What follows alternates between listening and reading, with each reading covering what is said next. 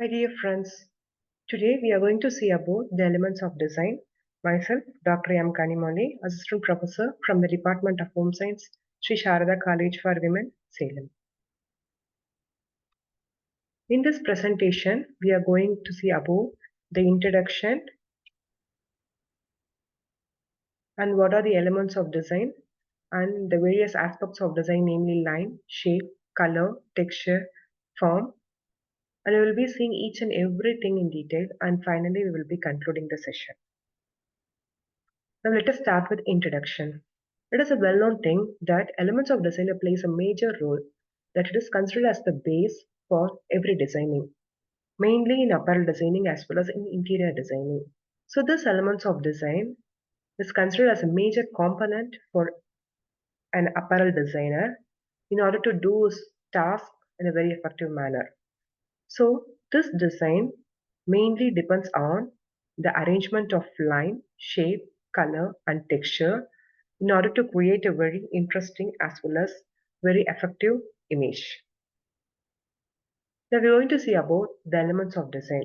This elements of design is very much needed in order to create object which is around us, and by using these elements of design we can create the designs which is very cohesive as well as harmonious, and we can either use any one of the element of design or you can combine the various elements of design in order to create the very positive and very attractive design. So these were the five major elements of design, that is line, shape, color, form and texture. Now we will be seeing each and every element of design in detail.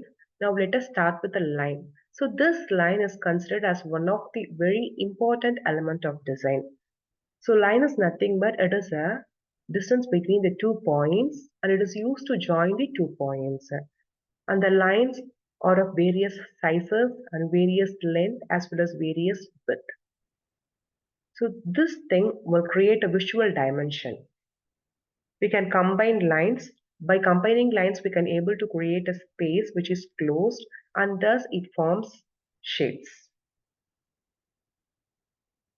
This line will make the eye move towards a particular direction.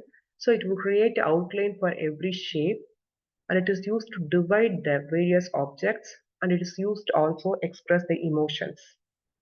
So you can come across various types of lines depending upon its thickness and depending upon the broken or unbroken and in some cases in implications too.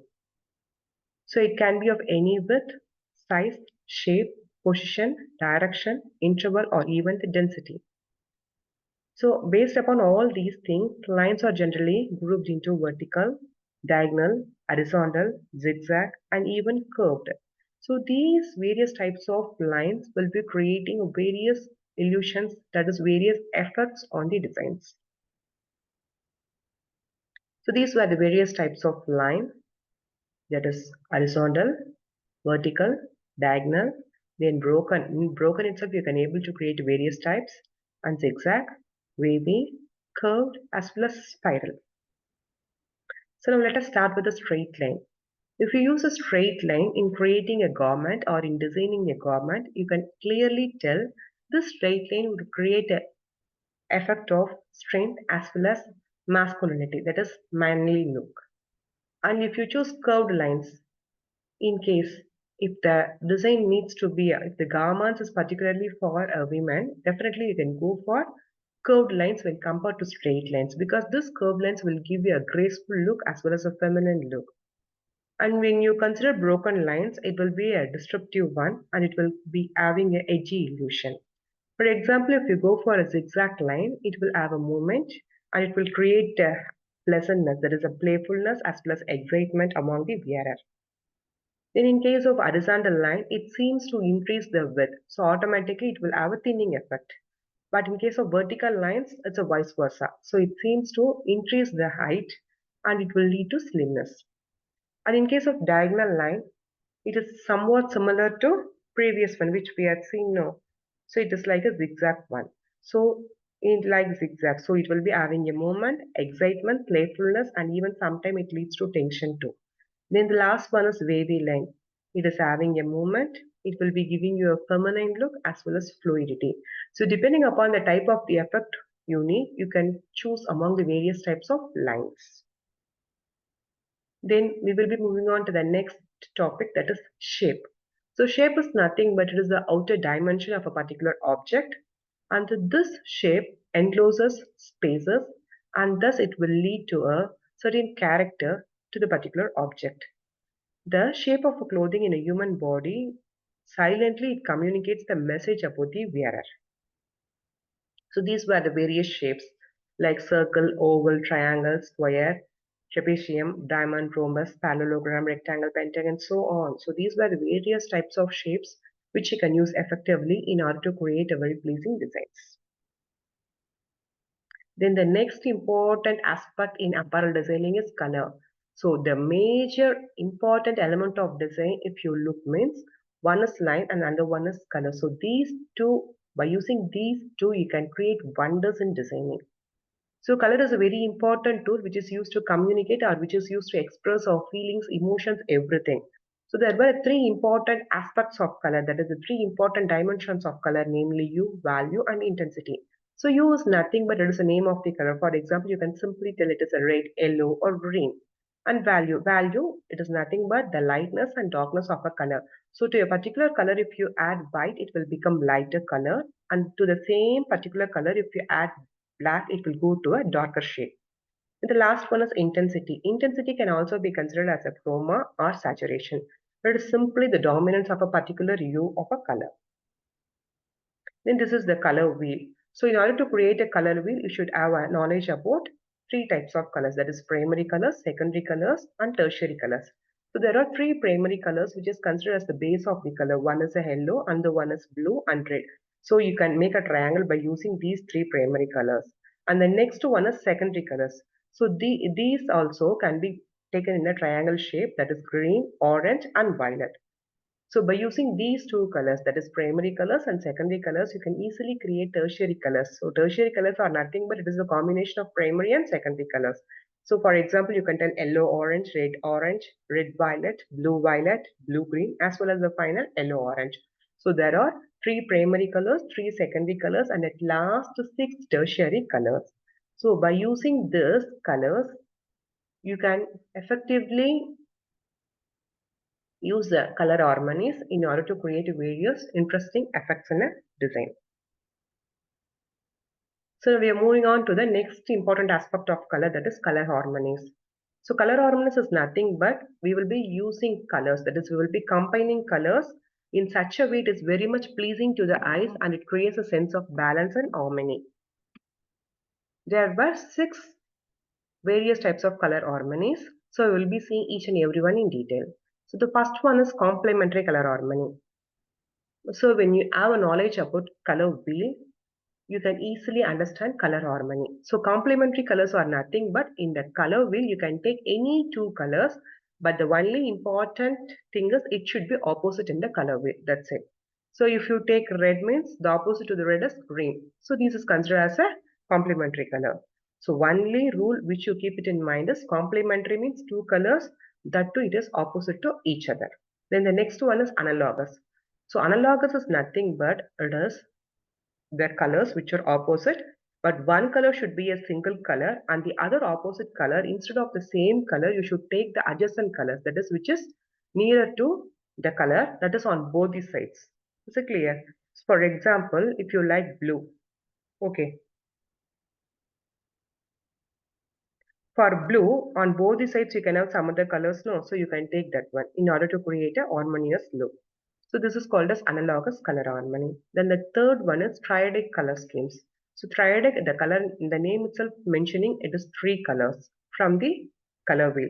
So in the color wheel, you can make a triangle and you can take any three colors. For example, any three primary colors or any three secondary colors or any three tertiary colors. So like that, you can select any three colors, but the three colors should be triangle in shape. This is called as triadic. Then the next one is split complementary color harmony. So it is a variation of complementary color wheel. So in complementary, you will be taking two colors. Okay. But instead of the two colors, you will be taking colors which are nearer, which are on either side of the complementary color schemes. Then the next one is monochromatic. Mono itself single. So it is a single color. By using a single color, then you can think how you can create variation. So for that only you can go for a saturation, intensity, or even chroma. So that is nothing but you can either add white in order to make it lighter, or you can add black in order to make it darker. And the last one is tetracolor harmony. So it is four colors which are placed at equal distance in the color wheel. So at equal distance, you can select any four colors. So this is called as tetracolor harmony. So these are the six types of color harmonies which is used in the apparel designing so that you can create a very wonderful effects. And the next one is texture. It is the feel. By touching, you can easily feel it. Then the drape and the degree of stiffness is also expressed in texture and softness of the fabric too.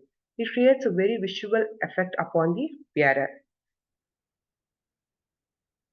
If you give a small swatches, that is small pieces of fabric to the designer, they can able to visualize the texture and they can able to think about the fall of the fabric and they will conclude whether this particular fabric will suit the particular design of the garment. If so means they will select that particular piece, otherwise they will go for some other thing. So this is texture. And the last important aspect is form.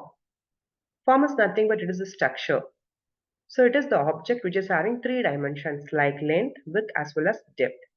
The human body is a form. By viewing it analytically, its various perspectives are generally revealed to all.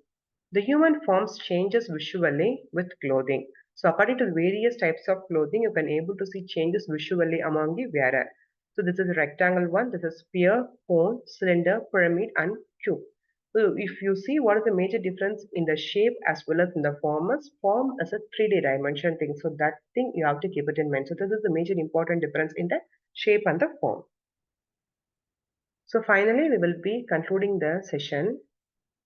So these elements of design, that is line, shape, color, texture and form, are very important thing for creating a visual effect. So these elements play a very major role in creating balance, harmony and a very good meaningful design.